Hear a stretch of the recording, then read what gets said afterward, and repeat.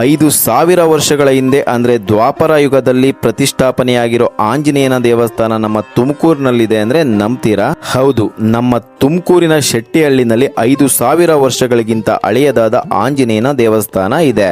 ಇಲ್ಲಿನ ಸ್ಥಳ ಪುರಾಣದ ಪ್ರಕಾರ ಮಹಾಭಾರತದಲ್ಲಿ ಉಲ್ಲೇಖ ಆಗಿರೋ ಅರ್ಜುನನ ಮೊಮ್ಮಗ ಜನಮೇಜಯ ಮಹಾರಾಜ ಯಾಗ ಕೈಗೊಳ್ಳುವ ಮುನ್ನ ಯಾವುದೇ ವಿಘ್ನಗಳು ಬರದೇ ಇರಲಿ ಅಂತ ಈ ಆಂಜನೇಯ ಸ್ವಾಮಿಯನ್ನ ಪ್ರತಿಷ್ಠಾಪನೆ ಮಾಡಿದ್ದಂತೆ. ಇಲ್ಲಿರೋ ಆಂಜನೇಯ 10 ಅಡಿ ಎತ್ತರ ಮತ್ತೆ 6 ಅಡಿ ಅಗಲ ಇರೋ ವಿಗ್ರಹ. ದಕ್ಷಿಣಾಭಿಮುಖವಾಗಿ ನಮಗೆ ದರ್ಶನ ನೀಡ್ತಾರೆ.